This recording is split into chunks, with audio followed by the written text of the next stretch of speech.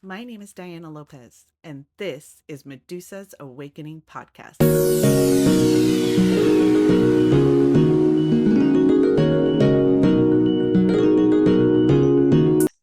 Welcome, everybody, to Medusa's Awakening Podcast. Today's guest is Alexandria Pierce. She is a freelancer in operations and in human resources. Welcome, Alexandria. Thank you so much for coming on to my podcast. Of course. Thank you for having me, Diana. So today we're going to be talking about one of the oldest professions on this planet, because it's not strictly, the US didn't get this probably until the early 1900s, I believe, but we're talking pre-biblical times. We're talking about midwives and doulas and the importance of them, kind of like their background, and why we are talking about them today is an important and key topic that needs to be discussed. And that is why Alexandria is here to kind of bring to the forefront what is going on in the state of California when it comes to midwifery and doulas in respective to that. So, Alexandra, why don't you tell us a little bit about yourself? Absolutely. Thank you so much for that introduction. As you stated, I am doing some freelance work, operations and HR stuff. Before that, I was in the HR and operations realm as well for aerospace tech, but I was recently laid off, and a lot of my community work has taken more of a front seat, which is amazing. And that kind of brings us to our conversation today. So I do a lot of things in the community, and I'm part of a few different collectives and coalitions, one of which we met through, which is amazing. Yeah.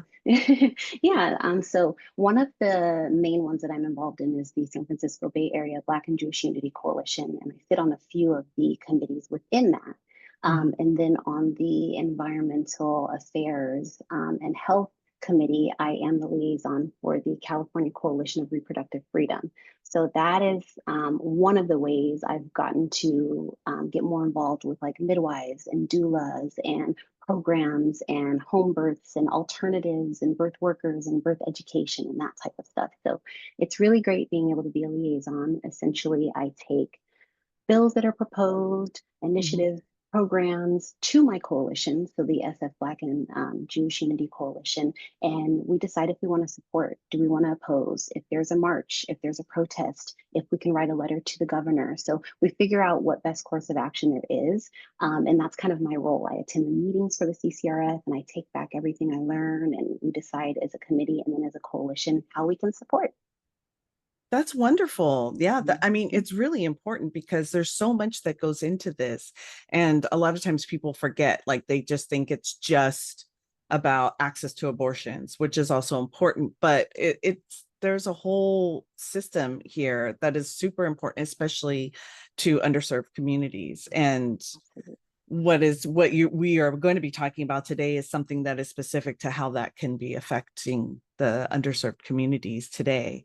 Oh, great.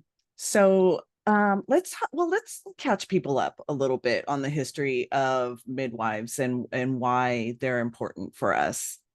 Absolutely. So, as you stated earlier, midwives go back like further than anyone could imagine. Like it is one of the oldest practices, and while it's become something that requires a like medical training, Right. essentially it dates back to Paleolithic. There are also other communities you can find where Egyptian and other African communities and the Maori Mhm. tribes, Thai. Communities, Chinese folks. I mean, truly, like the list, it's expansive. And Right. essentially, midwives, however you say it in whatever language you are familiar with, they were women who helped to birth children and help women get through what could have been very stressful or dangerous births because, back in the day, you might be in the snow, there are the elements, there's nature, you might be on a mountaintop. So essentially, they were the carriers and they helped people bring new life into the world. So literally, mid is with, and with means woman. So midwife, Mm. midwife. So it literally is to be with and to help facilitate this. And it really is like a fascinating thing. And the biggest piece of it is midwives would study what nature has to offer. And that is how we are supposed to go into birthing. So, how do animals give birth? Wow. What are the positions? What do animals and other mammals do after they give birth? What can nature provide and what does nature give? So, it really is this spiritual, I mean, it is it is a huge, it is something to be proud of if in a community or in a traditional, time period you were asked or you were recognized as a midwife or someone that helps facilitate this. It really was like a big deal to be the midwife and that kind of like community leader. Yeah, I mean, it is so interesting because, when Western medicine, you have women come in, and oftentimes we are like, when I gave birth, I was on my back, like, just it was, and to me, it just, and like, mind you, I've never given birth before. Like, I was one of those one and doneers. Like, just, that was it. But it just seems so unnatural to be laying back and then being expecting to push forward.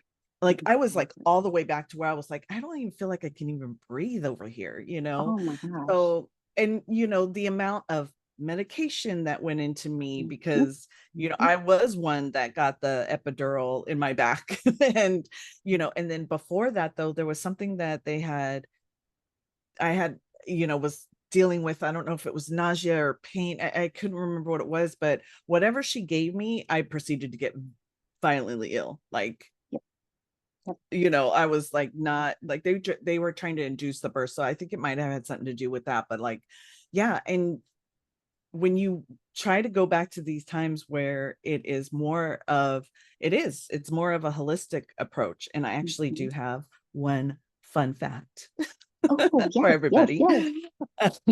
The fun fact is, males have not been in the realm of being midwives, because back in the day, it was a kind of a prerequisite, a requirement, that you've had to have given birth in order to be Mhm. a midwife. And I was like, and so, right, so men aren't Yeah, can't do that. right, right. So Exactly. that's a No, fun that you're fact that I absolutely found out. right. I love that. Yes, it's amazing. I mean, to obviously things have changed and maybe everyone does not want to be or isn't able to be a mother, but like I think being a mother figure since times have changed, but essentially in order to be an expert, in order to facilitate something, in order to provide the most assistance, you should Mhm. be acquainted with, you should be familiar with something, you should be willing to learn and to take from experiences so that then you can Right. apply it. So I love that fact. And yeah, and it wasn't until the turn of the 19th century that Mm. men came in and decided, no, no, no, no, no. Now you need to become a nurse.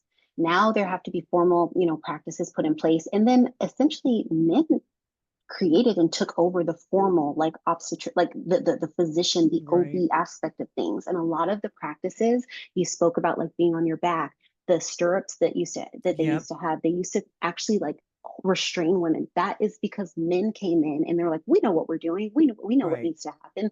And it's like, no, like these are things that this is making the experience even more traumatic and it shouldn't be. Yeah. And completely like abandoning being on all fours or squatting. Like that Or is the most squatting. natural and best way. And you then resort to having someone on their back where they're restrained, and then you're pumping them full of medications. Where then you say, Yep. "Oh, you can't get up and walk." By the way. Right. No, absolutely. Yeah. Yeah, yeah. So yeah. Yeah. In the experience in just in Western medicine together is kind of, people are starting to wake up to, that it's not always the best path forward. But also, when it comes to, the mother or the child bearer needing to be in comfort and in peace, and just having that sense, that energy surrounding her, with being more of a loving type of birth, is not something that you're fully getting in a hospital setting, right? You're hearing other women screaming, you got doctors coming in and out, bright lights, and yeah, it's very overwhelming. But to think that, I want to say, right, you're right, it was a very long time ago, pre-biblical times, I think, even, where they had this. And the fact that they're doing so, like you said, men decided to come in early part of the 19th century and decided that there needed to be all these programs and whatnots, and that's kind of what's going on here now. So like, so let's take us back to what the education and training kind of does look like, as we see it in today. Okay, so now In order to be a midwife, you would attend midwifery school. So you essentially have to have a bachelor's degree and then you get a master's. So you are a nurse. You are a nurse midwife. And obviously before it was truly something that was like bestowed upon you from a community. So at some point, folks came in and said, you need to have a medical degree. And I understand that times have changed. So there needs to be some Sure. formal medical training, but you essentially have to have a master's degree as of now. And I know we'll probably get Oh, to it right. nationwide. A lot Mhm. of, and this is a nationwide movement, a lot of the schools that have midwifery programs are actually trying to increase the qualifications and make it required to have a DNP, which is a doctorate nurse Oh, practitioner, which wow. means you having a master's degree will not be acceptable anymore. So that is the formal training. You are a medically trained nurse. So you are able to facilitate and actually, help women give birth. Like you don't have to have a doctor if you're not high Right. risk, if you don't have any other medical things that require you Right. to be in a hospital. You can have a midwife or two midwives there if that ends up working out and that's possible for you if you decide to go to a clinic or have a home birth. So, as of right now, you're saying they already have to have a nursing degree. And then they also have to do this midwife or midwifery program on top of that. And then, but now they're making it so where they're requiring an additional master's, or that's already what they require now in this That's moment. what they require now. So it's Oh, a wow. midwifery program typically is where you get your master's and then Oh, you got it. are a midwife when you're done. So the prerequisite obviously would be to like have a bachelor's, Hmm. you have your BSN, and then you go into this typically 2 year program, and that's Got it. And also there might be some additional certifications. Are you postpartum? Are you full spectrum? Like there are a lot of Oh, different wow. things that maybe I can speak to the very basic for midwives, Sure. but Mhm. now what they're trying to do, which unfortunately UCSF has essentially been successful, they're going to Oh, enact it wow. next year, unless something changes. We're continuing to write and to Yeah. object to it, but right now a lot of places, and this is happening with a lot of schools that have midwifery schools within them, is that they're saying Hmm. no. Now you then have to do an additional year and you need to have a PhD in order to do this, or you cannot be a midwife, which also impacts, think about the staff and faculty who teach in these midwifery programs. Most of them have master's degrees. So are you now saying that the staff and the faculty is not quote unquote, and I intentionally use quotes because I think Yeah. this is BS, that now they're Yeah. not qualified to teach? And it's insane. But yes, as of right now, you do have to be a nurse, and you need that master's in order to be like a legally, in all 50 states, able to be a midwife. So what do you think is causing this? Like, has there been an increase in infant mortalities at home births? Is the mother or child bearer, the person giving birth dying at high rates? Like, I don't understand why the sudden change. So I have asked this question. I've read as many articles as possible. And what Mhm. I am seeing is that it's a money grab, right? We live in a capitalist Yeah. society. And maybe this is a little of like my opinion mixed with things that I've read like from credible sources. But in my Sure. opinion, if you go from saying that students need to pay, 65 to $70,000 for a master's program, and now it's going to jump to 152 at minimum to get a PhD. To me, that sounds like a capitalistic kind of like mindset, and that's why you're doing it. And we know a lot of institutions Yeah. are essentially that is what the education institution is in most cases. But I also think that this has a lot to do with systemic factors. Yes, there are Yeah. women who are dying at an Mhm. exponential rate, but it's not when they're giving birth at home or in clinics where midwives are actually delivering the babies. So there's Right. really no reason for you to tinker with and kind of mess with this. So what I've come up with in addition to the capitalistic factors are, oh, we're seeing the Mhm. types of folks that are doing this work that are called birth workers and educators, that are midwives, that are doulas. Hmm. So if we increase the qualifications for something that's already very hard for a certain group to access, Yeah. now it'll reflect a different group. And we're seeing that a lot of hospitals and clinics, physicians, they're understaffed. So people Yeah. are, in addition to, realizing this is something that's highly understaffed, they're also turning to the safer, alternative. I want this to be the least traumatic experience possible. It can already be Yeah. scary. It's a powerful and amazing thing, but it can be scary. I want the least amount of trauma.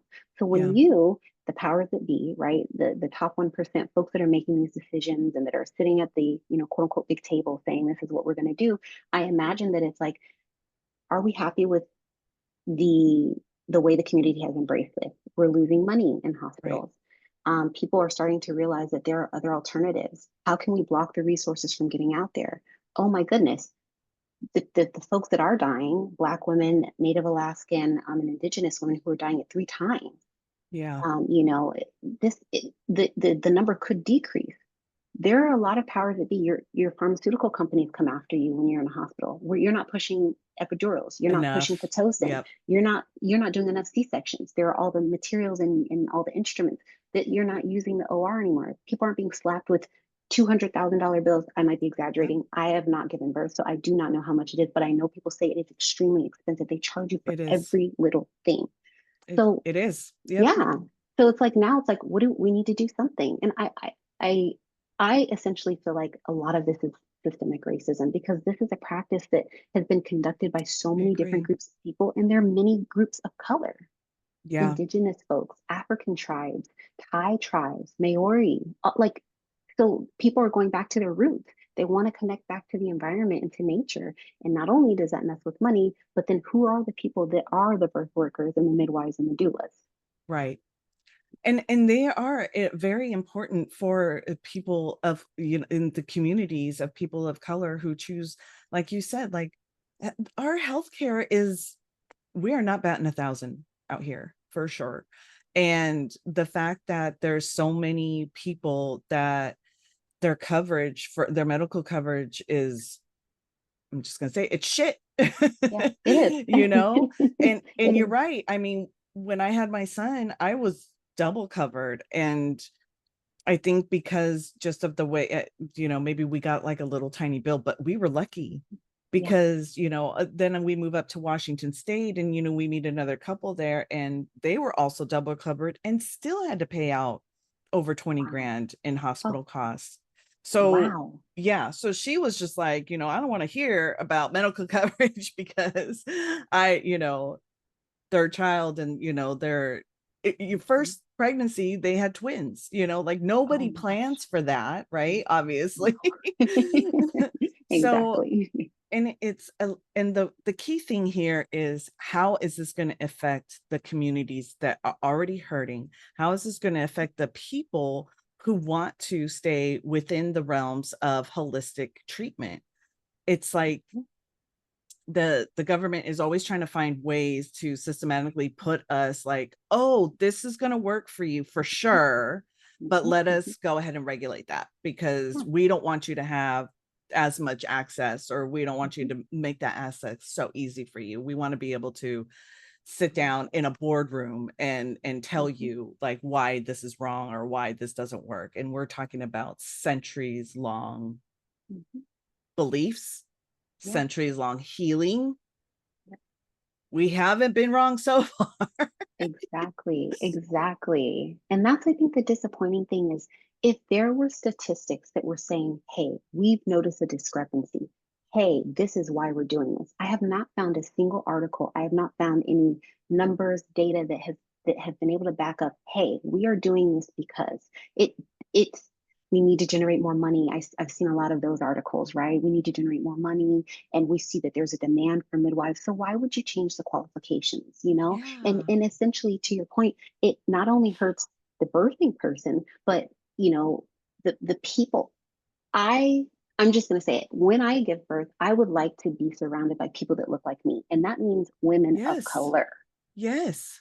And so not only does it affect someone who wants to be a midwife who now can't access this because maybe I can't afford, Right. 152 to $160,000 for this PhD program, but what about the people who now are like, I have no more options because you've increased the qualifications. Now I'm forced to have a midwife that defeats the purpose of me not wanting to be in a hospital, because Right. now this midwife potentially looks like what I was trying to avoid in the hospital. Someone who's Correct. more robotic. Maybe you don't care as much, because then are people going Yeah, to go into this for the money as opposed to loving what they do? And people should make money doing absolutely. amazing things, but how does that change the dynamic of the people that are now in these programs and who they're letting into the university? Because they have to say, yes, you're accepted or you're rejected. So now is this also Mm, kind of a ploy to then go, can we hide behind this as to why we're not accepting certain people?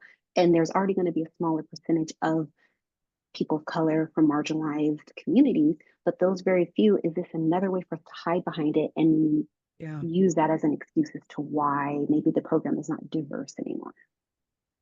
Yeah, and it's so disheartening because I completely understand. Why wouldn't you, in a time when you're so vulnerable, in a space where the energy is you are bringing life like into this world? It is not Mhm. anything to take lightly. Yeah. And in order for even your newborn to even have that experience of that kind of energy, being surrounded by people of your own culture, of your own race, that Yeah. has that deep rooted, traditions within your culture with you, surrounding you, and that energy that they bring into that birthing space is so incredibly amazing, and something that I think any woman would want, no matter what their culture, religion is. Of course, they would want somebody, not to mention the fact that we all know that as Black women, you always, when you're going into the hospital, you're already being ignored by symptoms Or and signs, stereotyped. and stereotyped, right? Because, Yep. you know, uh, just in general, women are, we're the crybabies, right? We go to the Mhm. hospital for everything, every You're little pain. hysterical. You're Yes, emotional. Yep. You're exactly. overreacting. And little do they know that because we have to give birth and carry children, that our pain tolerance is often higher. So when we're in there bitching to our doctors about some shit that's going on with us, it should be taken seriously. But Yeah. again and again, and time again, especially for Black women, you are often being ignored, or signs and Mhm. symptoms aren't being taken seriously. Mhm. So Mhm. absolutely, why would you not, Yeah. why would you want to go into a hospital Yeah. setting and have something so Exactly. beautiful come into your life Yeah. and be treated Exactly. like you said, like you're just on a conveyor belt, just another person on the conveyor belt, just, you know Exactly. sliding through and giving birth. Yeah. um and the astonishing thing is, how much more is this going to cost people too, Mhm. right? Yeah. Yep. Like you said, those PhD programs or those doctorate programs, they hundreds of thousands of dollars. Like, it's not, Mm. it it is just, it just boggles my mind that Mm. they're taking something so sacred and adding an additional, like, it's adding another tax on it, right? Like, it's, Exactly.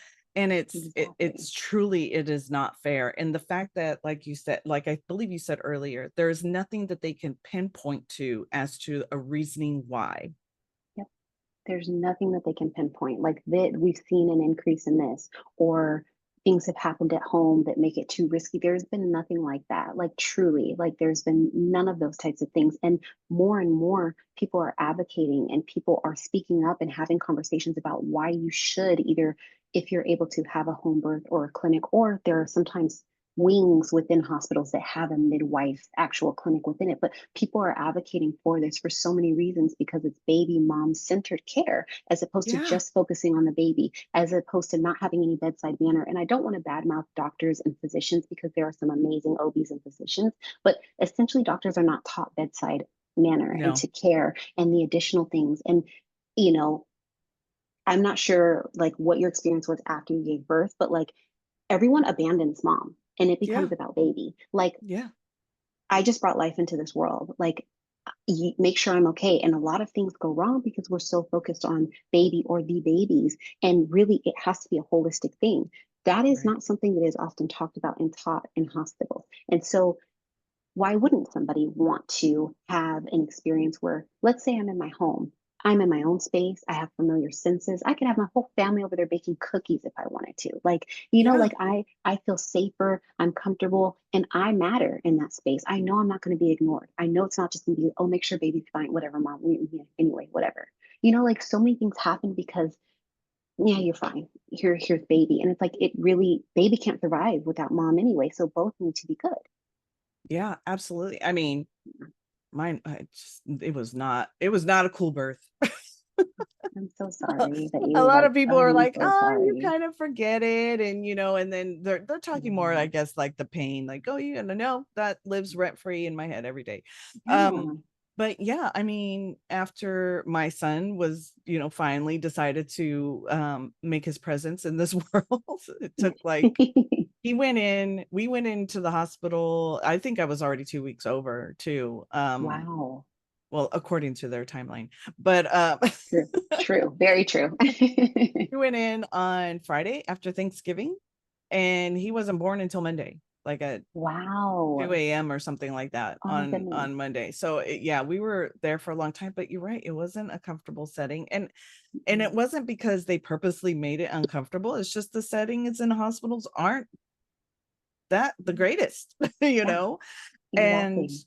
after the birth, I started to hemorrhage. And you're right, everybody was, making sure that the baby was okay and taken care of. So everybody literally left my side. Like Hmm. they just went, it was the baby that was priority. And I'm over here in severe pain, like trying to raise my hand, like, help. Ugh. Somebody. And you shouldn't have to, like, there's no reason you have to, like, we should always self advocate, but you should not have to do that. That's insane to me. It should be second nature. There should be someone who essentially doesn't leave your side, right? I mean, because both are so Yeah, important. I'm that would have been so nice. sorry that you had that experience. Like It, that is why I advocate so hard for midwives and doulas. And while a doula cannot provide any yeah, medical assistance, right. they cannot give advice. That's the emotional support. That's the Oh, encouraging autonomy and yes.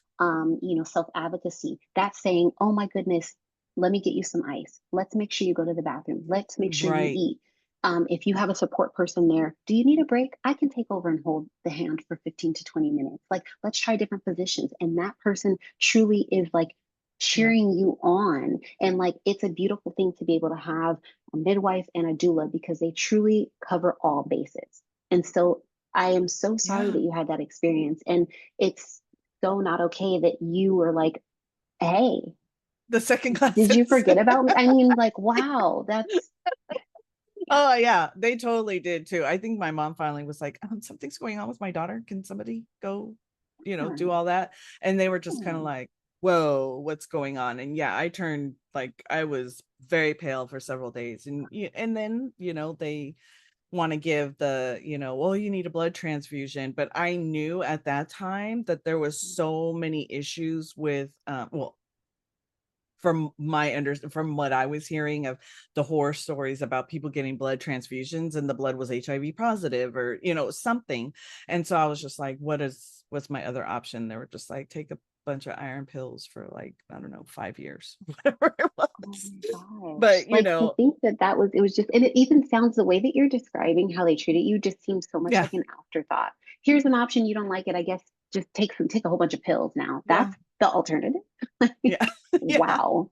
yeah. Wow. Oh my goodness. I know. So Oh, which made healing from giving birth that much more harder, right? And okay, so this is the other part too, because and this is I'm not sure about this part, but like after birth. So as you are healing, like do the doulas or the midwives, like do they check on you, after, kind of like, I don't know, come by, set like an appointment to like come by, see how the mother's doing, because it's very important for the afterbirth when you're at home and it's been, I don't know, a week or mhm, something, and you're at home with baby, and then here comes the hormones, and that mhm, we're talking about the depression, right? Like, mhm. and all those things Postpartum like that. And versus, yeah, if you give birth in a hospital, unless you go make those appointments, you're not realizing about how this postpartum is affecting you. yeah, exactly. Yeah.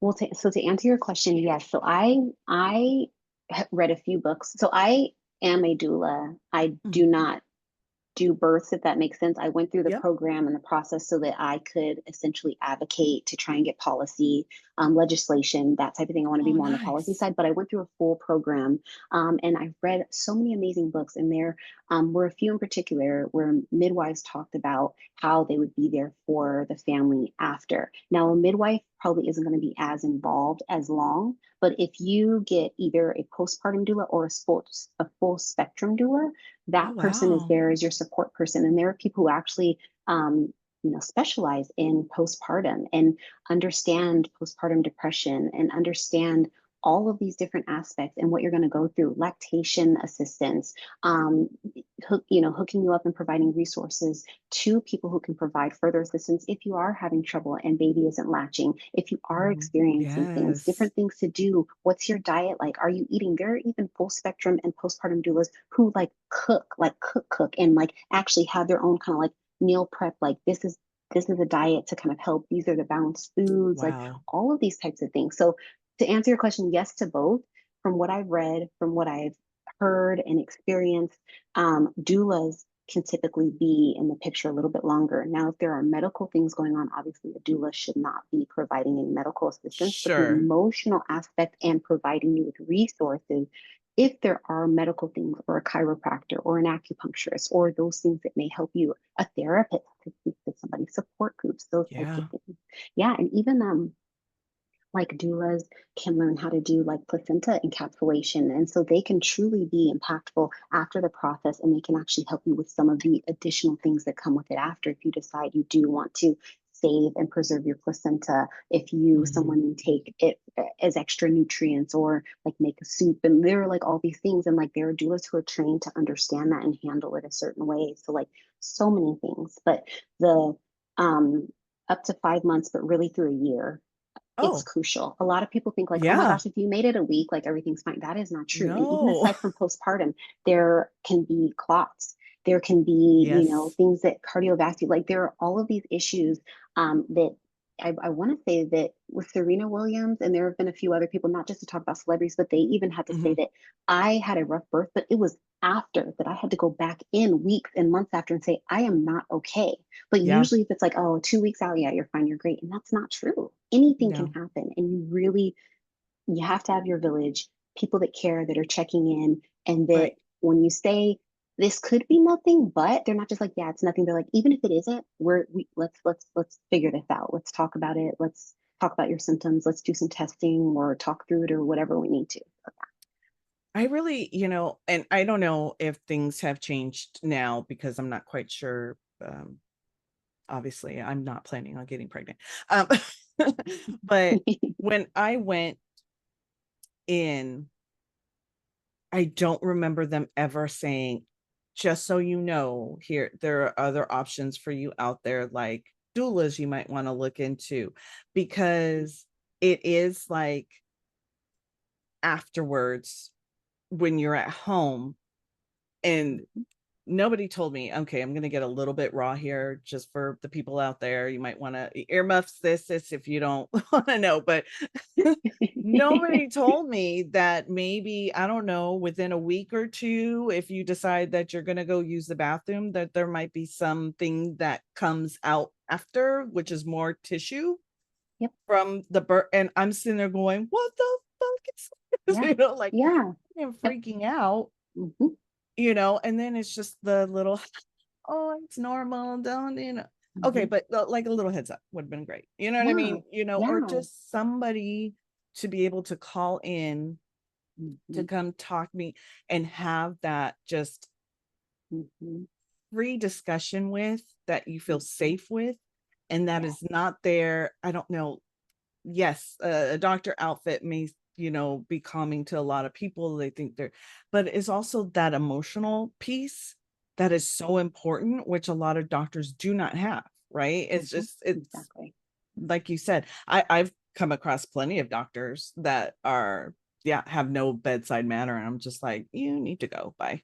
Yeah. Um, Yeah. Truly. Yeah. yeah, but it is super. This is going to be a huge issue if people don't decide to step up and start advocating for these underserved communities and advocating for holistic healing. I mean, we cannot depend on Western medicine like we used to. I mean, it is just the more and more stuff that is coming to light about how Western medication and just Western medicine has kind of steered us wrong. Like, don't get me wrong, if I go out and, get robbed and somebody shoots me in the arm, yes, I'm running to the emergency room, Right.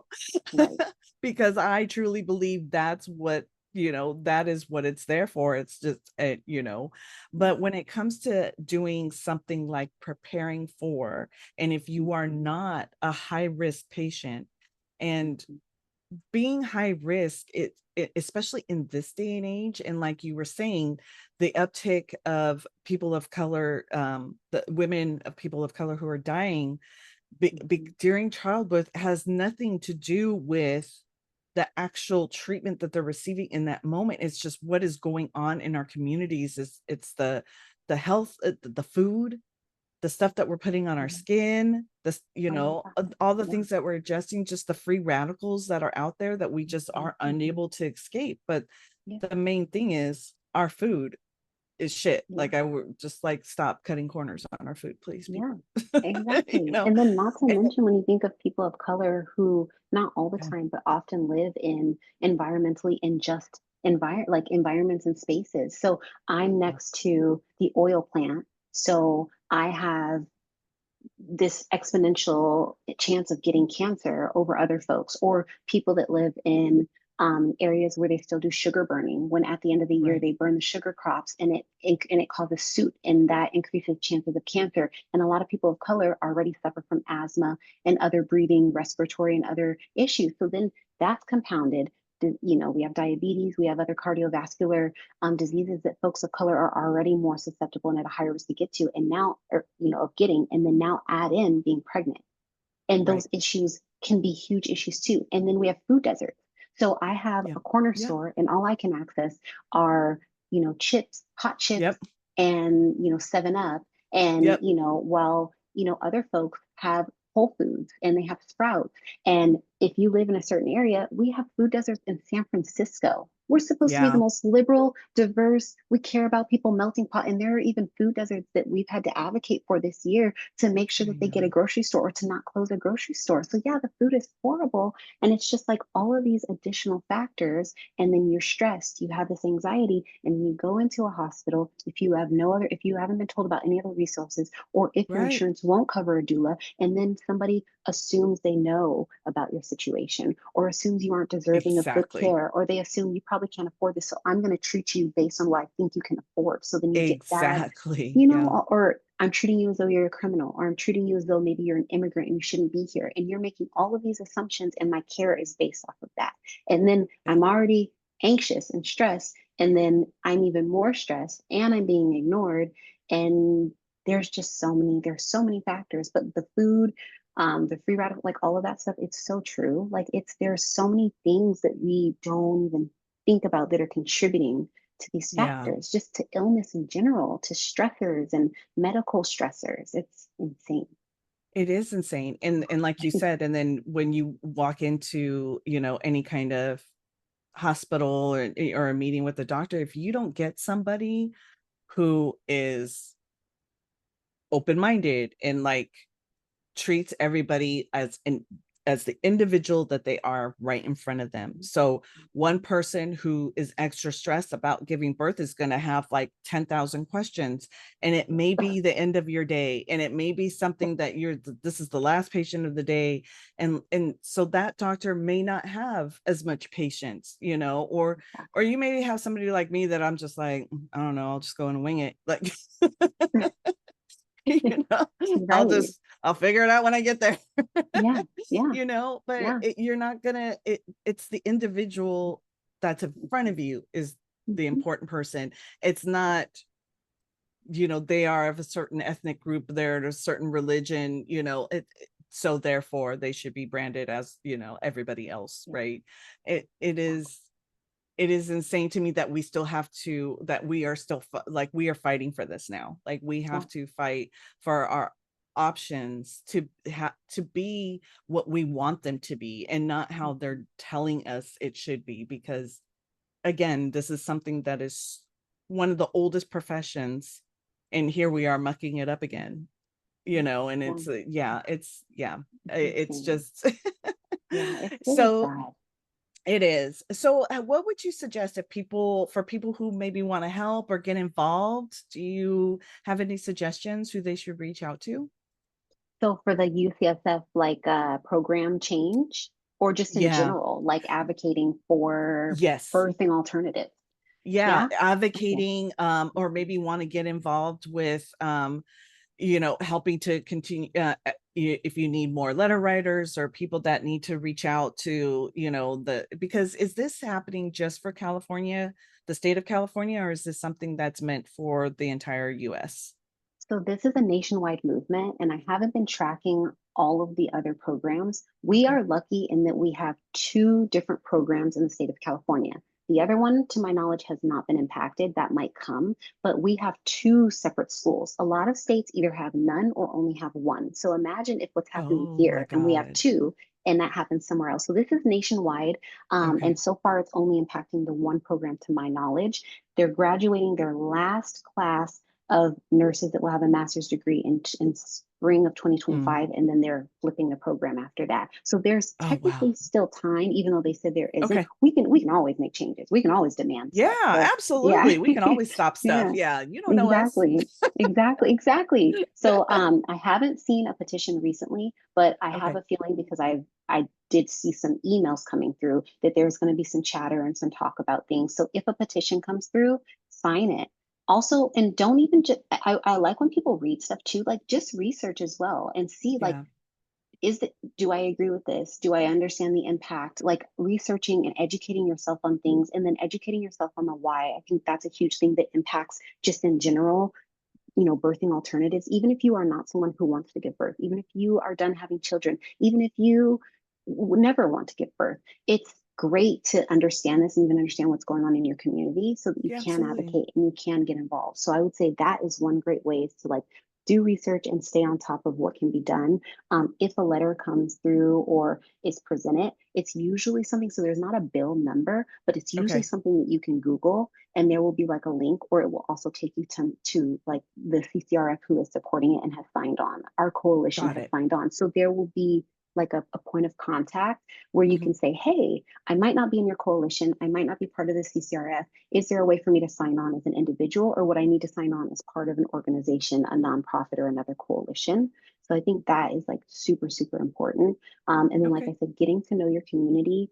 Um, and I would say acknowledging like the systemic racism within healthcare, I think is also Yep, important. And once we can admit, I know this sounds harsh, that it's a failure, I think it once more is. people realize and can Yeah. recognize and see that like so many folks are ignored and dismissed and treated horribly, um, Yeah. that is how we can make changes. We need bias training. Maybe Mhm. we need to do deeper digging when we're going to hire. I understand a lot of things are understaffed, but that doesn't just mean hire anybody.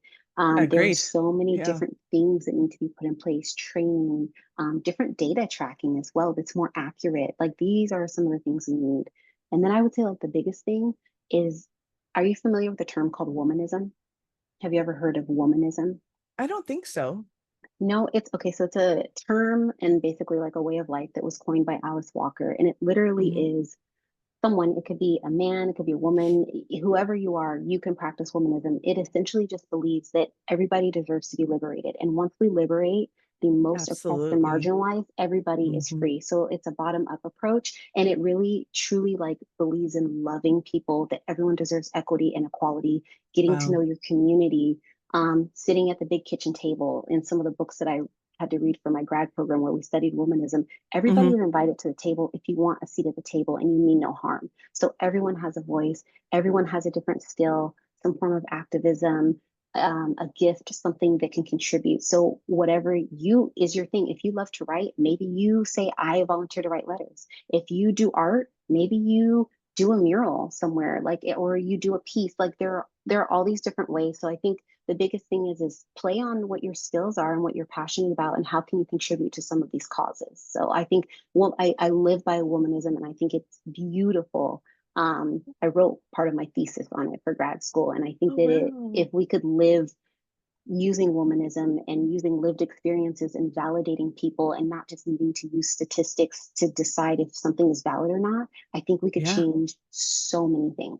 If someone is saying something, listen, storytelling, collaboration, and just validating different social locations of all different people.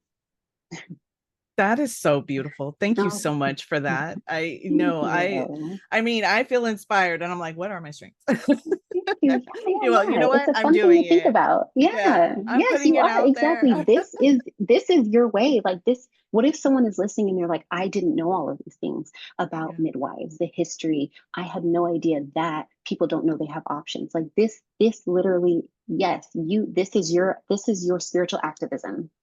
Yay. I'm doing Yes, it. you're doing it. You are. And I appreciate you so much. And it's been amazing to like talk about this stuff. While a lot of the stuff is sad, Yeah. there's beauty in midwives and doulas and Yes. birth and all of these things. And like there is hope. And I haven't given up hope that like, but we have to create that change. Like Yeah. we have to do it and we can. Absolutely. Thank you so much, Alexandria, for Diana, thank joining me you. today on my podcast. This is this really brings so much, hope in my heart that we are going to get this figured out for the Yeah. generations of women that follow us, because there has to be a different way, and we have to think as the world as a whole, and that means the different races, the different religions, the different types of cultures that are out there, and what that means for them. There is no one way that everything is going to fit, because it's just not feasible, and it's just not how it's supposed to be. We are supposed to be individuals. So thank you so much for bringing this to the forefront. I really appreciate this conversation with you. You have brought so much energy to this that is, it's so beautiful. Thank you again for joining me. Oh, of course. Thank you so much, Diane. I appreciate the opportunity. This has been very fun, very amazing, and Good. I'm inspired as well. Awesome. Well, thank you so much. Of course. Thank you. Thank you for listening to Medusa's Awakening podcast. Stay up to date on new episodes by following, liking, and subscribing to our pages. We are on Instagram at Medusas_awakening, on YouTube at Medusa's Awakening, and on TikTok at Awakening_Medusa_podcast.